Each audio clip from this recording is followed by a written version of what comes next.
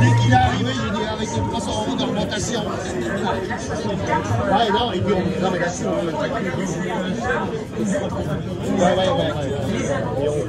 Gabriel Attal, ils attendent de voir si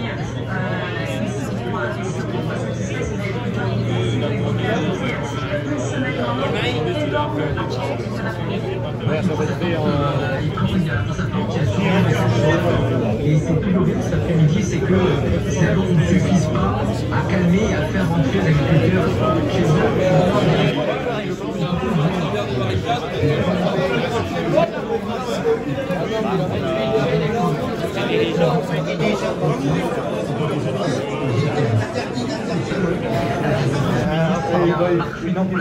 Christophe Béchu pour l'écologie.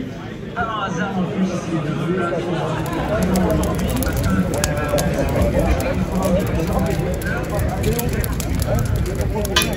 ouais, il y a eu un changement.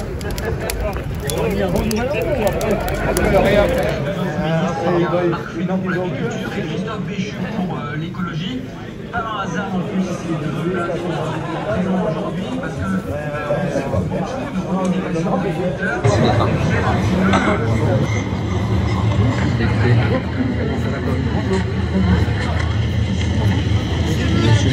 Premier ministre, bonjour, je suis député de Carbone. Je vous connais quand même. Oui, on s'est déjà rencontrés. J'aurais bien aimé que vous passiez au rond-point de Carbone. Ouais, mais ceux qui sont sur le rond-point sont là. Pas tous, non. Pas tous. Ils sont encore. Belle délégation. J'espère beaucoup de vos amis.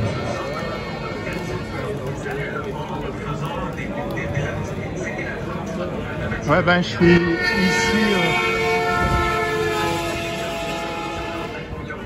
Je suis ici à Stanford, enfin après Herzl en fait.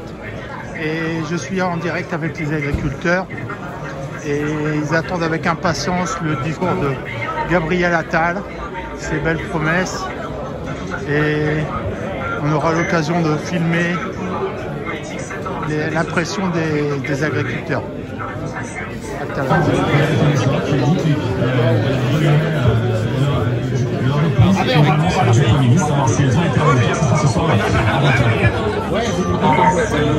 Il y aura aussi d'autres annonces sur les normes, notamment sur l'eau. Dès qu'il est arrivé, je dis avec les 300 € d'augmentation. Christophe Béchu qui m'ont accompagné, avec qui on a beaucoup travaillé ces derniers jours, vous l'imaginez, pour construire une réponse à ce mouvement. Pour moi, cette réunion qu'on a tous ensemble là, elle veut dire deux choses. D'abord, elle veut dire qu'on peut toujours se parler. Et ça, c'est très important. Notre pays, il a connu dans son histoire des moments difficiles. Il a connu des moments de tension. On remet en trésorerie dans les exploitations. Et on est un pays, c'est pas 215 millions d'euros de perdus, entre guillemets, pour les finances publiques, puisqu'on avance, c'est l'avance qu'on vous fait habituellement plus tard, on avance au mois prochain. Donc voilà ce qu'on va faire sur le GNR, et voilà ce qu'on va faire surtout sur l'ensemble des différents sujets que j'ai évoqués. Je le redis ici, l'enjeu c'est pas de dire je ne vous lâcherai pas. On va avoir des succès, on va avoir, vous non plus, je sais, on va avoir des succès, on va avoir des échecs, mais on va se battre. On va se battre ici en France, on prend toujours les meilleures mesures pour vous accompagner. On va se battre au niveau européen pour aussi faire bouger les lignes quand il y a des projets qui ne vont pas dans le bon sens et qui vous mettent en danger. On va se battre à l'international refuser des traités de libre-échange qui sont en réalité la loi de la jungle, en sont victimes nos agriculteurs. On va continuer à se battre, on va se battre avec vous, on va se battre pour vous, et je suis sûr et certain, et vous en êtes sûr aussi, sinon vous ne seriez pas là aujourd'hui. On va y arriver tous ensemble. Merci à toutes et à tous. Ben voici, Gabriel Attal a fait ses annonces. Honnêtement, il a plombé l'ambiance ici. Tout le monde est sous le cul en fait. C'est assez varié. J'entends vraiment, on n'est pas prêt de partir. En attendant, je crois que le gouvernement plutôt, ce serait ça. Voilà. Et je crois que les agriculteurs, ça correspond pas à leurs attentes en fait. Et surtout l'histoire du gasoil. On va voir le discours ici. C'est mon compagnon de route, c'est mon chien, c'est mon bébé et nous vivons ensemble dans la voiture. Alors voilà, mon chez moi. Donc c'est le bazar. J'ai ma nourriture puisqu'on ne mange que des sandwichs. Je ne peux rien manger d'autre puisque je n'ai pas de réchaud, je n'ai rien pour faire chauffer à manger. Et mon chien, il a ses croquettes. Là, c'est la nourriture pour mon chien, du papier toilette, ça c'est important, malgré que je vais dans la nature, mais c'est important quand même. Donc là, c'est un sac de vêtements que j'ai. Voilà.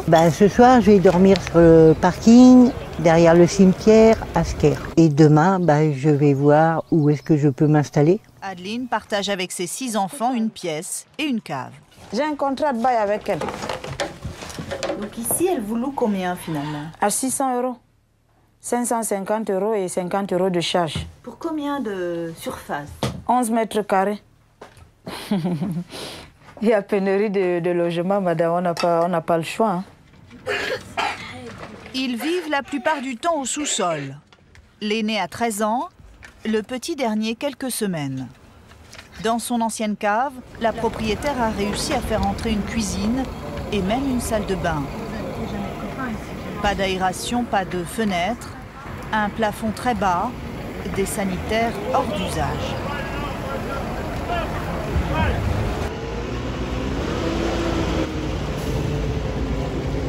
C'est-à-dire des gens qui n'ont pas besoin de travailler pour gagner de l'argent. Les premières indemnités en France datent de 1848 pour les parlementaires, avec l'arrivée du suffrage universel masculin. Ces indemnités ont été ensuite étendues à tous les élus des départements et des villes par des lois de 1906, 1912 et 1945 à mesure que la démocratie française progressait. Autre raison pour cette indemnité, éviter la corruption. Bon, c'est de la théorie et c'est pas toujours très efficace, mais ne laissons pas quelques brebis galeuses salir la réputation de plusieurs centaines de milliers de personnes. Oui, car en France, il y a 500 000 élus locaux, soit un demi-million. 577 députés, 348 sénateurs, 74 députés européens, des centaines de conseillers régionaux, des centaines de conseillers départementaux et des dizaines de milliers d'élus au sein des 36 000 conseils municipaux. Ouais, on a 36 000 communes en France, c'est n'importe quoi. Tous ces élus n'ont pas abandonné toute pratique professionnelle. Certains ne sont que des militants qui un jour sont des élus. Un parlementaire, député ou sénateur, n'a pas besoin de continuer à travailler. Il touche une indemnité suffisante et de toute façon, il n'aurait pas le temps. Un député, c'est 7 200 € brut par mois. C'est pareil pour les présidents de région ou les maires de grandes villes. La somme versée est suffisante pour arrêter de travailler et de toute façon, le temps vient à manquer. Par contre, prenez un maire d'une commune de 9000 habitants, il touchera 2000 € par mois. Une commune de 2000 habitants, il touchera 1600 € par mois. Les adjoints et adjointes au maire touchent moins. 1200 € pour les villes de 20 000 habitants, 600 € pour les villes de 1000 habitants, et quand même 2700 € pour les quelques villes de plus de 200 000 habitants. Si ça vous intéresse en détail, j'ai mis en description le lien vers ces indemnités, c'est officiel et vous pourrez connaître ainsi ce que touchent le maire et les élus de votre coin. Sachez qu'en plus c'est quelque chose qui est voté en conseil municipal, donc vous pouvez connaître les indemnités de vos élus au centime près. En fait la question qui se pose, surtout pour les petits élus, c'est ok, ils peuvent travailler pendant leur mandat, mais en ont-ils le temps? C'est tout le problème des